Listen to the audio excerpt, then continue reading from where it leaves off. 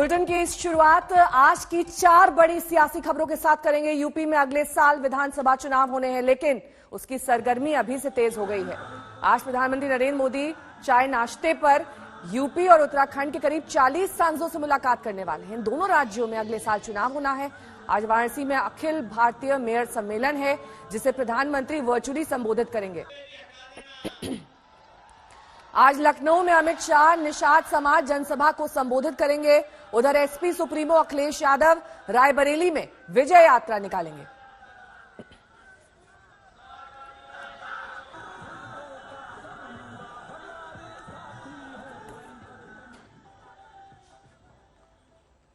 यानी पूरे के पूरे यूपी में घटनाक्रम का दिन है। यूपी को दोबारा फतेह करने के लिए बीजेपी ने भी कमर कस ली है।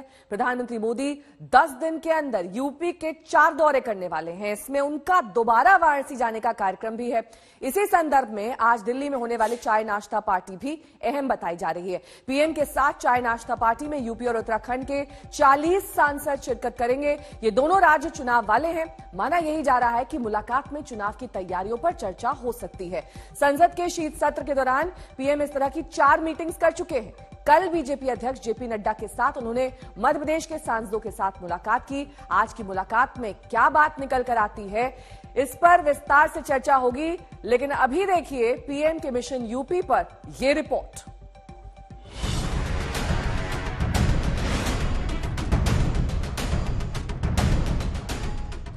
काशी तो अविनाशी है। काशी में एक ही सरकार है।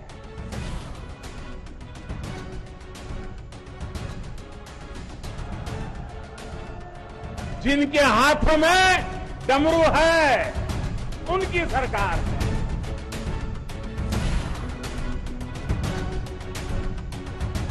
कभी हिंदुत्व कार्ड, हर हर महादेव,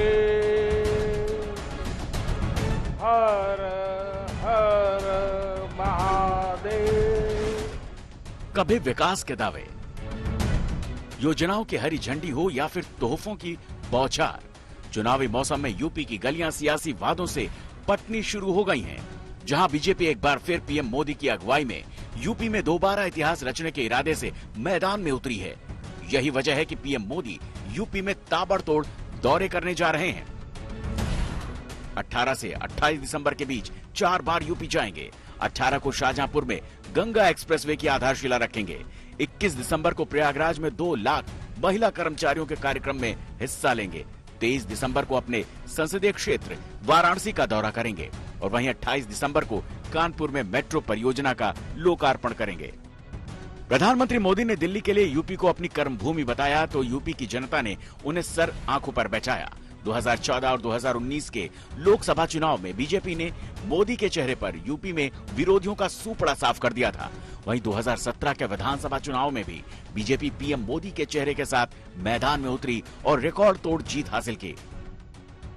भारत के लिए जितना महत्वपूर्ण स्वराज है, उतना ही महत्वपूर्ण सुराज भी है। बीजेपी की नजर एक बार फिर पूर्वांचल पर है, जिसने बीजेपी को लखनऊ की गद्दी पर काबिज किया। यही वजह है कि 2 दिन के काशी दौरे के बाद एक बार फिर 10 दिन के अंदर प्रधानमंत्री मोदी काशी का दौरा करेंगे, जहां से वो पूर्वांचल की सियासत को साधने की कोशिश करेंगे। उधर यूपी सरकार ने अनुपूरक बजट पेश किया, जिसमें किसानों से लेकर महिलाओं तक के लिए तोहफों का पिटारा खोल दिया। प्रदेश में 24 घंटे बिजली आपूर्ति के लिए पावर कॉर्पोरेशन को 10 अरब की धनराशि, हर घर बिजली योजना के लिए अलग से 185 करोड़, खेल विभाग को अनुपूरक बजट में 10 करोड़, काशी विश्वनाथ दर्शन के लिए 10 करोड़, किसान और वृद्धावस्था पेंशन के लिए 670 करोड़।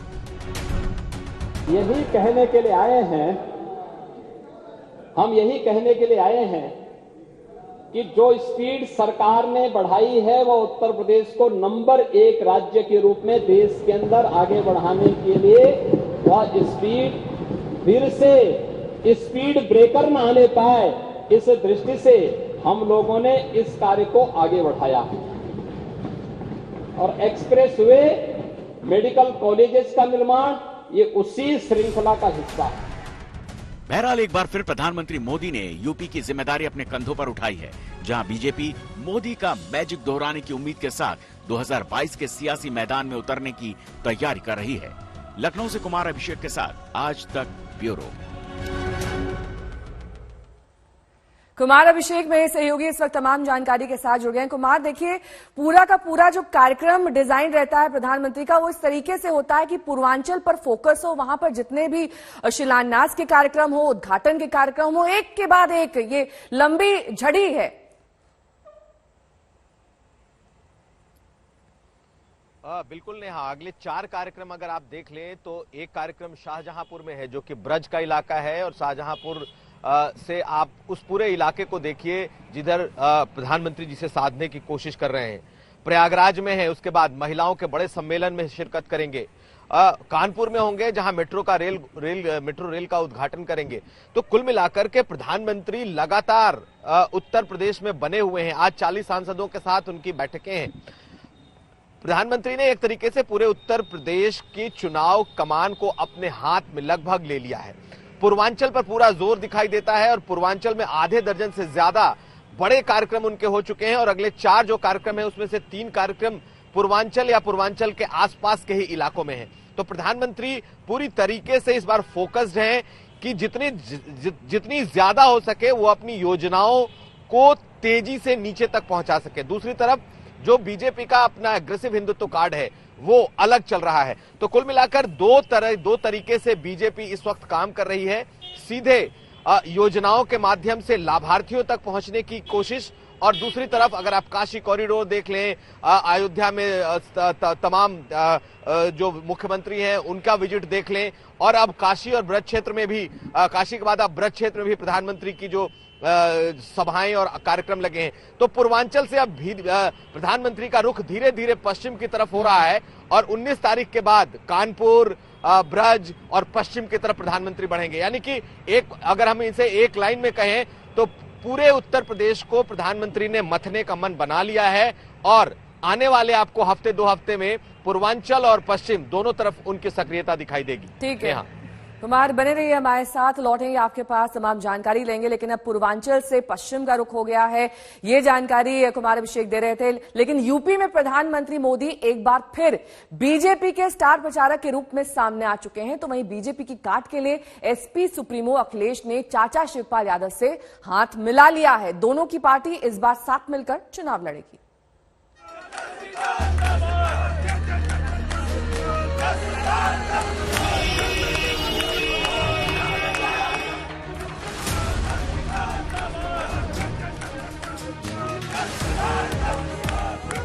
चाचा और भतीजा साथ आए तो उत्साह से भर उठे समर्थक। 6 साल के अलगाव के बाद अखिलेश यादव और शिवपाल यादव साथ आ गए हैं। 2022 का विधानसभा चुनाव दोनों की पार्टी मिलकर लड़ेगी। कल की करीब 45 मिनट की बातचीत के बाद एसपी सुप्रीमो अखिलेश यादव ने ट्वीट कर रिश्ता पक्का होने का ऐलान कर दिया। अखिलेश ने ट्वीट किया, प्रसपा के राष्ट्रीय अध्यक्ष जी से मुलाकात हुई और गठबंधन की बात तय हुई। क्षेत्रीय दलों को साथ लेने की नीति सपा को निरंतर मजबूत कर रही है और सपा और अन्य सहयोगियों को ऐतिहासिक जीत की ओर ले जा रही है। यूपी में बने इस समीकरण से अखिलेश और शिवपाल दोनों के समर्थक उत्साह से भर गए हैं। ऐसा लग रहा है कि अगले साल होने वाले विधानसभा चुनाव के लिए जीत का सूत्र मिल चुका है। ऐलान हो जाएगा।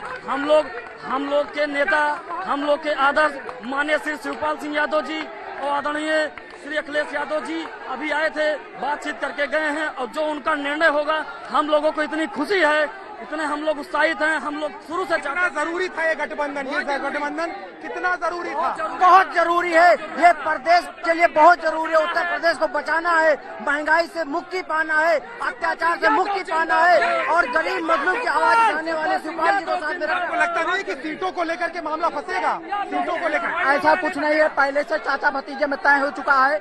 कि कैसे कौन सी सीट पे चुनाव लड़ेंगे, प्रगतिशील समाज पार्टी और सपा पार्टी। और हम लोगों को बहुत खुशी है कि भतीजे जो है चाचा से मिलने आए हैं, परिवार एक हो रहा है, हम सब लोग एक हो रहे हैं। भारतीय जनता पार्टी को हटाना है तो परिवार को एक होना पड़ेगा और प्रेम से परिवार और पार्टी को चलाना पड़ेगा। पिछले चुनाव में इसी का नुकसान हुआ था। बिल्कुल बिल्कुल बिल्कुल हुआ था, इसमें कोई भी वो नहीं है। कार्यकर्ताओं में भी जोश है और एक तरीके से अब लंबे समय से जो मांग चल रही थी वो अब इस मुलाकात के बाद साफ होती नजर आती है। आधिकारिक तौर पर इस गठबंधन का क्या प्रारूप है वो अभी जानना दिलचस्प होगा, लेकिन ये साफ है कि कहीं ना कहीं इस मुलाकात के बाद दोनों पार्टी के कार्यकर्ताओं में एक जोश है और दोनों 2017 में जिस तरीके से बिखराव हुआ था उसके बाद दोनों का एकजुट होना कहीं ना कहीं आने वाले चुनाव में पार्टी और इस गठबंधन की मजबूती की तरफ इशारा जरूर कर रहा है। कल शाम करीब 3:45 बजे अखिलेश लखनऊ में अपने चाचा और प्रगतिशील समाजवादी पार्टी के अध्यक्ष शिवपाल सिंह यादव से मिलने उनके घर गए थे। अखिलेश के पहुंचते ही शिवपाल के घर के बाहर एसपी समर्थकों का जमावड़ा हो गया। गठबंधन की अटकलें तेज हो गई, जिस पर बाद में एसपी सुप्रीमो ने मुहर लगा दी। आज तक को मिली जानकारी के मुताबिक अखिलेश शिवपाल की मुलाकात पूरे पारिवारिक अंदाज में हुई। अखिलेश यादव अकेले चाचा शिवपाल के घर पहुंचे थे। हालांकि बाद में समाजवादी पार्टी के कार्यकारी अध्यक्ष किरणमय नंदा भी वहां पहुंच गए। मिलते ही अखिलेश ने पांव छुए तो शिवपाल भावुक हो गए। उन्होंने भतीजे को गले से लगा लिया। यूपी की मजबूरी है, शिवपाल जरूरी है। माननीय अखिलेश यादव जी मुख्यमंत्री बने, हमारे राष्ट्रीय अध्यक्ष श्री शिवपाल सिंह यादव जी ने पहले भी एक बार ये कहा था और न गठबंधन को लेकर कोई दिक्कत है, न किसी चीज की कोई परेशानी है। चाचा भतीजे के मिलन से दोनों पार्टी में जोश है। अलीगढ़ में मिठाइयां बांटी गई, लेकिन बीजेपी का दावा है कि इस गठबंधन का चुनाव पर कोई असर नहीं पड़ने जा रहा है। मैं इतना कह सकता हूं कि पहले से इन लोगों का जो इतना बड़ा गठबंधन था, बीएसपी और समाजवादी पार्टी से गठबंधन बड़ा नहीं हो सकता। अब वो गठबंधन जब धराशायी हो गया, सपा और कांग्रेस का गठबंधन भी कोई कमजोर गठबंधन नहीं था, वो धराशायी हो गया। तो छोटे मोटे गठबंधन की बात करके आप तुलना क्यों कर रहे हैं? मैं समझता हूँ बीजेपी का मुकाबला किसी से नहीं है, इन सब का मुकाबला आपस में है। लेकिन चाचा भतीजे की जो नूरा कुश्ती है ये बहुत दिन से देख रहे हैं और हर चुनाव में देखा है। 2017 हो 2019 हो, ये कहीं ना कहीं नूरा कुश्ती होते, कभी आते हैं कभी जाते हैं। इससे उनको कुछ लगता होगा फायदा मिलता है, मगर हमें जो दिखता है कोई फायदा नहीं है। और भारतीय जनता पार्टी को किसी चीज से कोई घबराहट नहीं है। कोई आए या जाए समाजवादी पार्टी के गठबंधन में, इन्होंने प्रयास कर चुके हैं, कांग्रेस से कर चुके हैं, फिर उन्होंने मायावती जी के साथ करा जिसको महागठबंधन कहा जा रहा था। तो ये तो भाई भाई हैं, तो मिलेंगे नहीं तो क्या होगा। बीजेपी के और कौन काम है? बीजेपी का काम है झूठ बोलो, जोर से बोलो, झूठ बोलो। अभी देखिए कल हमारे गृह मंत्री जी आ रहे हैं। दुनिया में झूठ बोलने वाला नेता है जितना, वो भाजपा में है। मुलायम के कुनबे में झगड़ा करीब 6 साल पहले ही शुरू हो गया था।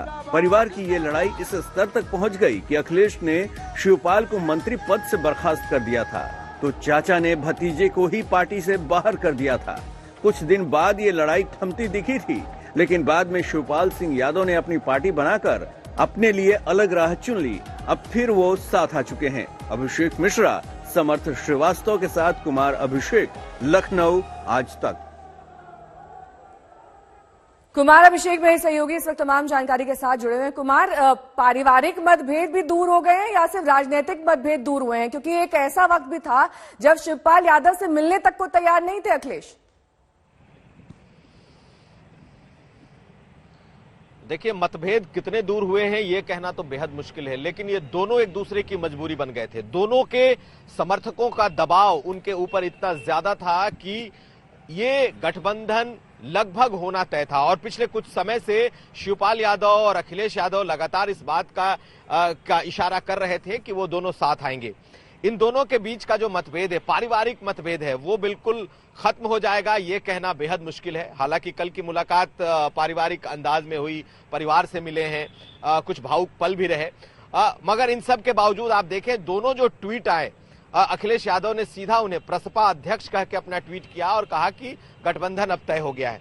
तो ये गठबंधन जितना सहज दिख रहा है, उतना सहज नहीं है, लेकिन ये मजबूरी का गठबंधन है। दोनों पार्टियों के कार्यकर्ताओं के दबाव का ये गठबंधन है और सहज इस लिहाज से कहा जा सकता है कि दोनों एक ही विचारधारा के, एक ही जगह से निकले हुए हैं और ऐसे में इस गठबंधन का फायदा समाजवादी पार्टी को जरूर मिलेगा, क्योंकि शिवपाल यादव जीतने की स्थिति में कितना है ये तो कहना मुश्किल था, लेकिन वो नुकसान करने की स्थिति में काफी ज्यादा रहे हैं और इन्होंने आज के पहले जितने चुनाव हुए हैं उसमें समाजवादी पार्टी को ये दिखाया है। अब एक बात निकल करके सामने आती है कि क्या सीटें कितनी होंगी, कौन कौन कहां लड़ेगा। तो एक बात समझ लीजिए कि जो हमारी जानकारी है उसके मुताबिक तकरीबन 7 से 10 सीटों के आसपास प्रसपा को दिया जाएगा, लेकिन समाजवादी पार्टी चाहती है कि उसके सिंबल पर और भी अगर कोई चुनाव लड़ना चाहता है और मजबूत है तो उसको एडजस्ट करें, यानी कि दोनों स्थितियां बन सकती हैं। कुछ सीटों पर प्रसपा के चुनाव निशान पर चुनाव लड़े जाएंगे, जबकि कुछ लोग हो सकता है कि समाजवादी पार्टी के साइकिल निशान पर चुनाव लड़ें। बहुत बहुत शुक्रिया इस तमाम जानकारी के लिए आपका, कुमार अभिषेक। बढ़ते हैं अगली खबर की ओर। वाराणसी की बात करते हैं, जहां पर आज अखिल भारतीय मेयर सम्मेलन का आयोजन किया जा रहा है। देश भर से 100 मेयर वाराणसी पहुंच रहे हैं। पीएम मोदी मेयर्स को वर्चुअली संबोधित करेंगे। सम्मेलन की पूर्व संध्या पर कल देश भर से पहुंचे मेयर्स ने गंगा आरती में शिरकत की और क्रूज से काशी दर्शन किए।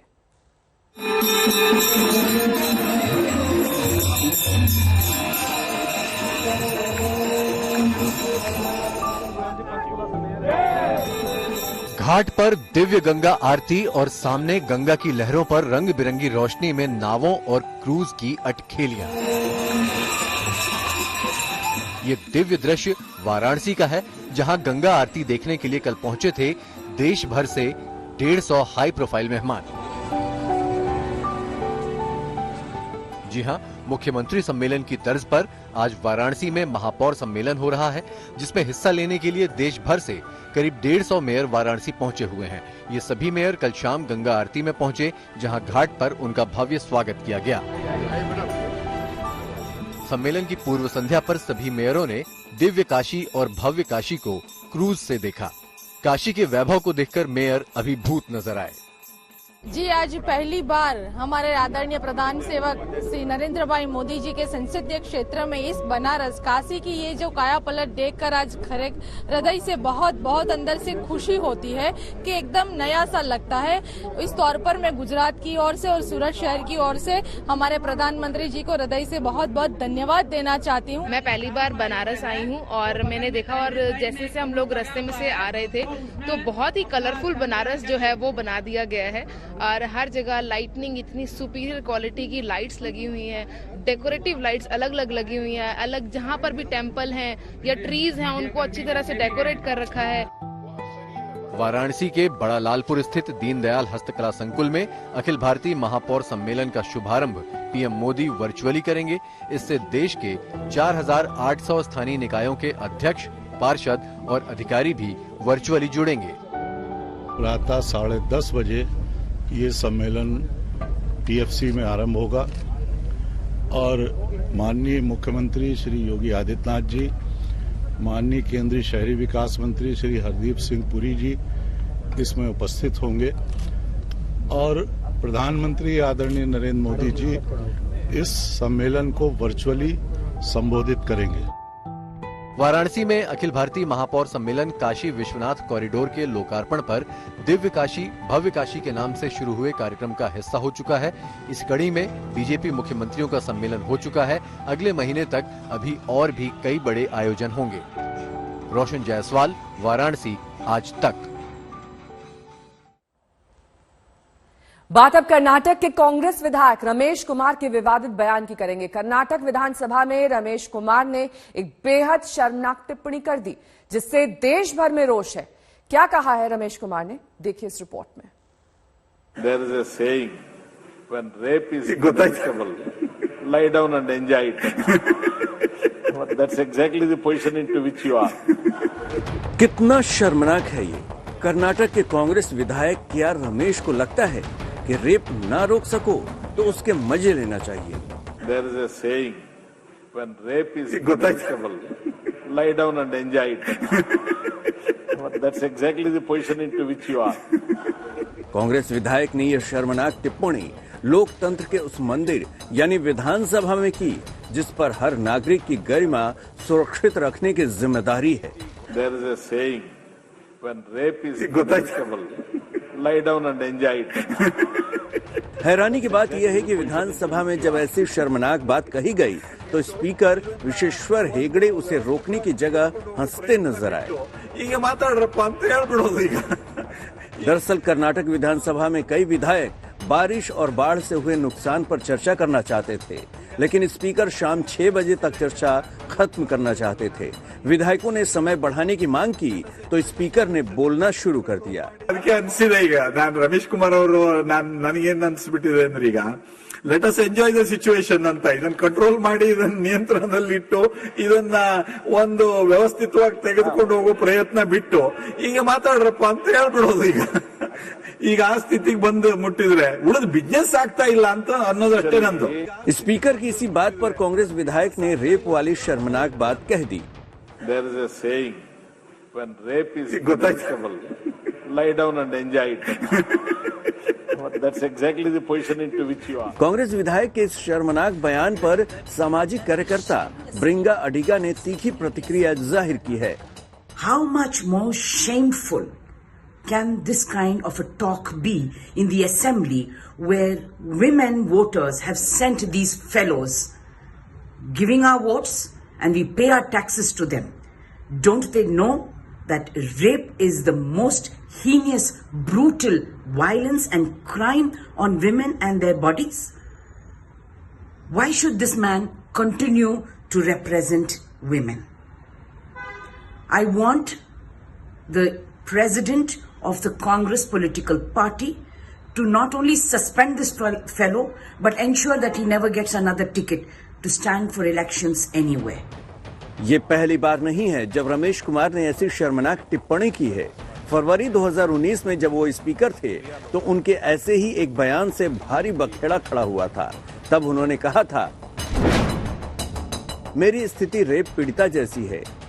रेप एक बार हुआ, अगर आपने इसे वहीं छोड़ दिया होता तो ये गुजर जाता, लेकिन जब आप रेप की शिकायत करते हैं तो आरोपी को जेल में डाला जाता है तो उसका वकील आपसे सवाल करता है, ये कैसे हुआ, कब हुआ, कितनी बार हुआ।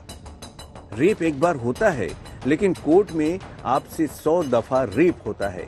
मेरी स्थिति ऐसी ही है। There is a saying, when rape is inevitable, lie down and enjoy it. साफ है रमेश कुमार की ऐसी शर्मनाक टिप्पणी का इतिहास है। कांग्रेस यूपी में महिलाओं को केंद्र में रखकर चुनाव अभियान चला रही है। लड़की हूं, लड़ सकती हूं का नारा दिया जा रहा है, लेकिन क्या वही कांग्रेस अपने इस विधायक पर कोई एक्शन लेगी? बेलगावी से नोलन पिंटो के साथ आज तक ब्यूरो।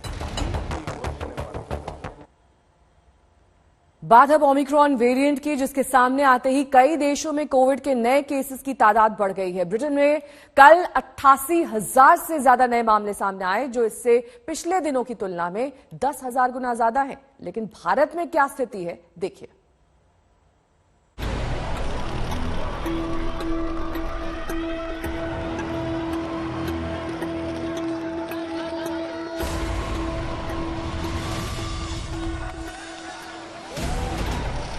ये मिस यूनिवर्स बनकर भारत लौटी हरनाज संधू हैं, जो इतनी बड़ी उपलब्धि हासिल करने के बावजूद सीधे अपने घर चंडीगढ़ नहीं जा सकी और इन्हें ओमिक्रॉन वेरिएंट के खतरे के चलते 7 दिन के लिए क्वारंटाइन होना पड़ा।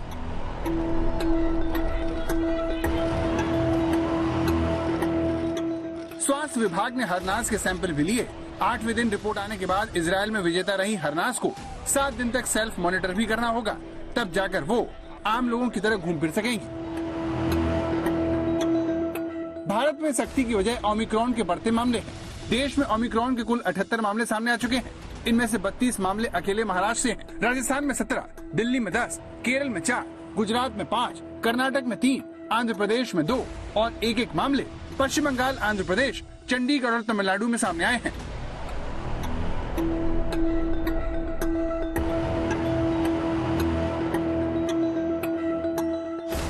कोरोना की दूसरी लहर में भी महाराष्ट्र सबसे ज्यादा प्रभावित हुआ था। उसी से सबक सीखकर राज्य सरकार ने महाराष्ट्र में नए साल से पहले तक यानी 31 दिसंबर तक मुंबई में धारा 144 लगा दी है। सरकार को डर है कि कहीं क्रिसमस और नए साल के जश्न के बीच ओमिक्रॉन जैसा सुपर स्प्रेडर बेकाबू न हो जाए।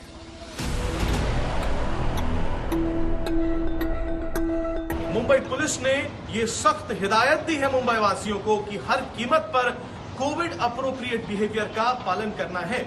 अब धारा 144 लगाई गई है। इसका सीधा सीधा मतलब ये है कि क्रिसमस सेलिब्रेशंस पर और न्यू ईयर सेलिब्रेशंस पर मुंबई पुलिस की खासी पैनी नजर रहेगी। मुंबई में धारा 144 लगाए जाने के साथ ही पुलिस भी सक्रिय हो गई है।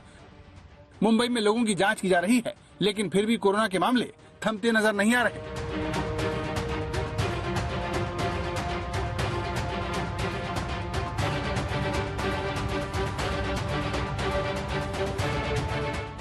ये एक्टर संजय कपूर का घर है, जिनकी बेटी शनाया कोरोना की चपेट में क्या आई। सुबह सुबह बीएमसी की टीम सैनिटाइजेशन के लिए पहुंच गई।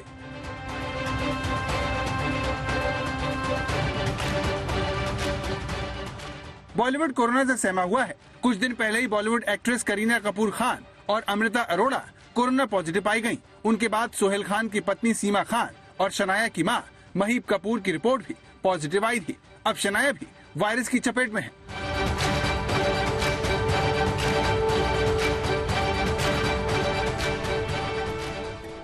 मुंबई की तरह दिल्ली में भी ओमिक्रॉन के मामलों में इजाफा हो रहा है। 4 नए मामले सामने आने के बाद दिल्ली में ओमिक्रॉन से संक्रमित लोगों की संख्या 10 हो चुकी है।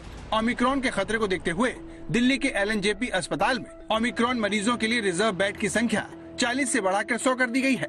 दिल्ली में ओमिक्रॉन के 10 में से 9 मरीजों का इलाज भी इसी अस्पताल में चल रहा है।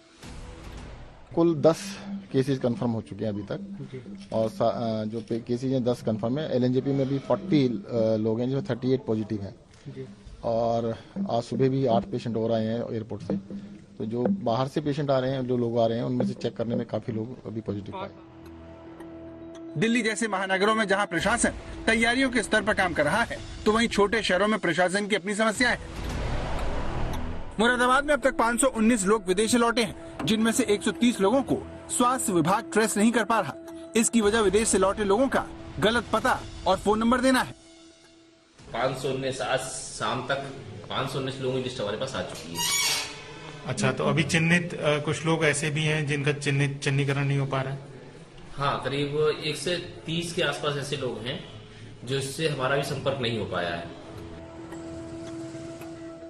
मुरादाबाद की तरह आंध्र प्रदेश में भी 30 से ज्यादा लोग विदेश से लौटकर लापता हो चुके हैं। मुंबई से पंकज उपाध्याय के साथ आज तक ब्यूरो। पिछले साल दिल्ली में दंगों में मामले में कड़कड़डूमा कोर्ट ने 10 लोगों पर आरोप तय किए हैं। कोर्ट के आदेश में यह कहा गया कि हिंसा के दौरान गैर कानूनी तौर पर जमा हुई भीड़ का मकसद आसपास ही रहने वाले बहुसंख्यक समुदाय के लोगों के मन में डर पैदा करना और उनकी संपत्ति को लूटना था। गवाहों ने अपने बयान में गैर कानूनी तरीके से जमा भीड़ में शामिल दंगाइयों के नारों और बयानों का जिक्र किया। कोर्ट ने अपने आदेश में साफ तौर पर कहा कि आरोपियों पर मुकदमा चलाने के लिए अभियोजन पक्ष के पास पर्याप्त सबूत हैं।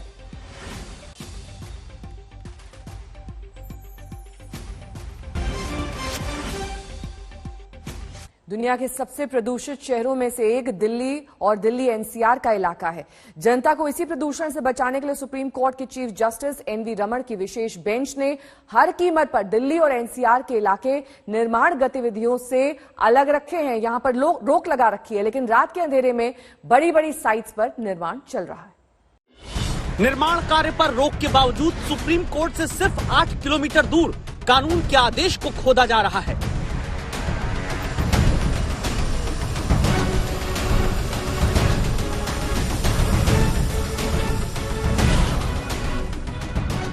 दिल्ली सरकार के तमाम दावों के बावजूद विधानसभा से सिर्फ 4 किलोमीटर दूर कानून के निर्देशों को धूल धूसरित किया जा रहा है।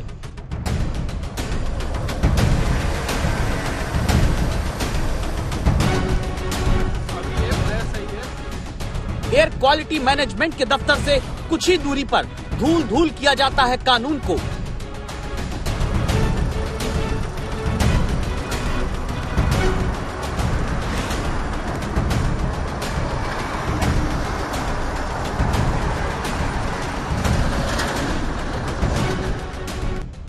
क्या यही कारण है गुरुवार को सुप्रीम कोर्ट को सख्त होकर कहना पड़ा दिल्ली, पंजाब, हरियाणा, राजस्थान, उत्तर प्रदेश 24 घंटे का वक्त दे रहे हैं, केंद्र और राज्य सरकारें कुछ करें या फिर कोर्ट ही कदम उठाएगा। दिल्ली सरकार तो लगता है सिर्फ प्रचार पाने की कोशिश में लगी रहती है। प्रदूषण रोकने का जिम्मा जिन पर है, वो एजेंसियां, वो सरकारें अपनी जिम्मेदारी रात के अंधेरे में भूल जा रही हैं। यही हकीकत देश को दिखाने के लिए आज तक संवाददाता नितिन जैन निकलते हैं। वक्त है सुबह के 4 बजे, जगह नेताजी नगर, नई दिल्ली। बड़ा सा गड्ढा, चारों तरफ ट्रकों की कतार, खनन का काम होता है। तस्वीरें देखकर लगेगा ये झारखंड, छत्तीसगढ़ की कोई खदान है। इन तस्वीरों को देखकर सुप्रीम कोर्ट के चीफ जस्टिस भी हैरान हो जाएंगे, ये जानकर कि हर तरह के निर्माण कार्य को प्रदूषण की वजह से रोकने के निर्देश के बावजूद भारत की सर्वोच्च अदालत से आधे घंटे से भी कम दूरी पर डीजल ट्रक मिट्टी भरते नजर आते हैं। जेसीबी मिट्टी नहीं खोदकर भर रही सिर्फ, बल्कि जनता की सांसों में प्रदूषित हवा को और जहरीला करने का काम करती है। यह है देश की राजधानी का इलाका नई दिल्ली, और आप देख सकते हैं यहाँ पर किस तरीके से रात के अंधेरे में सरेआम खुदाई चल रही है। बड़े बड़ी जेसीबीज लग रही हैं, ट्रकों में मिट्टी भरी जा रही है, और ये तब है जब सुप्रीम कोर्ट के ऑर्डर्स हैं जिसमें साफ कहा गया है कि किसी भी तरीके का कंस्ट्रक्शन नहीं होगा। और आप देखिए यहाँ पर ट्रकों की लाइन लगी हुई है, और ये सारे ट्रक डीजल से चलते हैं, जेसीबी डीजल से चल रही है, और मिट्टी का खुदाई का काम चल रहा है, और मिट्टी जो कि डस्ट फैलाती है और बड़े पैमाने पे चल रहा है। ये ठेका शहरी विकास मंत्रालय की तरफ से एनबीसीसी इंडिया को दिया गया। यहाँ निर्माण का काम एनकेजी इंफ्रास्ट्रक्चर की देखरेख में हो रहा।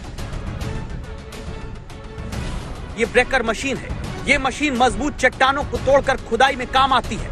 ये ब्रेकर मशीन सिर्फ ईंट पत्थर चट्टान नहीं तोड़ रही, दिल्ली में लोगों को प्रदूषित हवा के बीच सांस लेने की उम्मीद भी तोड़ रही है। लेकिन साइट इंजीनियर कहते हैं काम तो बंद है, कैमरा बंद कर दीजिए।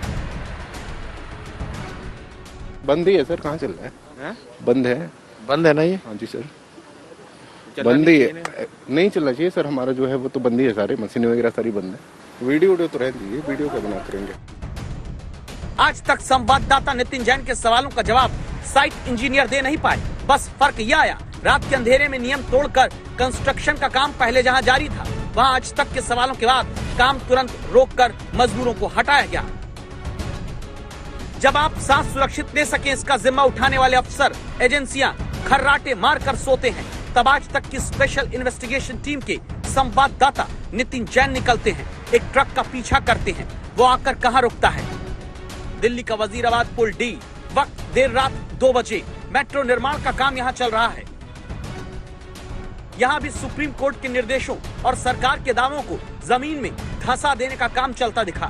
बड़ी बड़ी मशीनों से खुदाई का काम हो रहा। मेट्रो के पिलर को सीमेंट कंक्रीट से भरा जा रहा, जो काम दिल्ली में अभी होना ही नहीं चाहिए, ताकि प्रदूषित हवा में निर्माण सामग्री के कण घुलकर आपका सांस लेना दूभर न कर दें।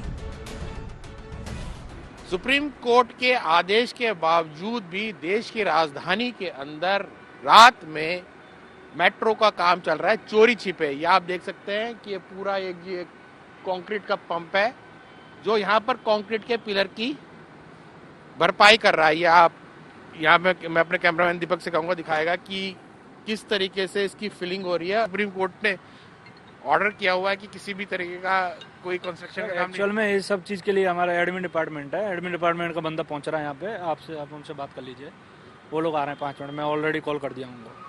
तो आप मान रहे हैं कि ये काम चल रहा है? उस चीज़ के लिए मैं ना नहीं कर सकता ना सर, अभी काम देख। हैरानी इस बात की, दम घोटने वाले प्रदूषण को बढ़ावा देने वाला ये सारा काम सरकारी है। दिमाग आपका घूम जाएगा और जज साहब को बहुत गुस्सा आएगा ये जानकर कि प्रदूषण फैलाने की छूट की कीमत भी है 500 रुपए। दिल्ली में नोएडा कालिंदी कुंज बॉर्डर पर रात के 12 बजे, जहां बॉर्डर पर डीजल ट्रकों की एंट्री पर रोक है, लेकिन ये एंट्री मिलती है ड्राइवरों के मुताबिक 500 रुपए में, जिसका सच पूछने पर ट्रैफिक पुलिसकर्मी भागने लगे। बता दीजिए आप वहां कर क्या रहे थे?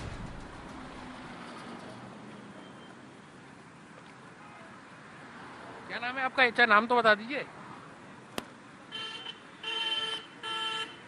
सर, नाम तो बता दीजिए ना। नाम तो बता दीजिए सर।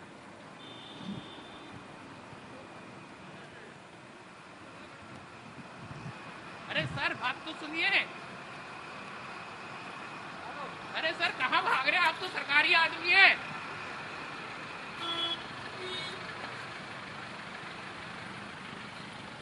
अरे सर बात तो सुनिए।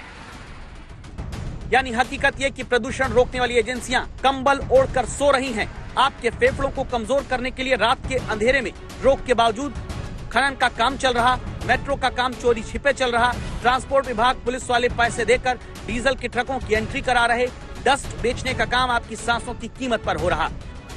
क्या आज तक की इस दस्तक के बाद अब जागेंगी सरकारें और प्रदूषण को रोकने के नाम पर मोटी तनख्वाह पाने वाले अफसर और एजेंसियां? हिजबुल्लाह के साथ नितिन जैन, दिल्ली आज तक।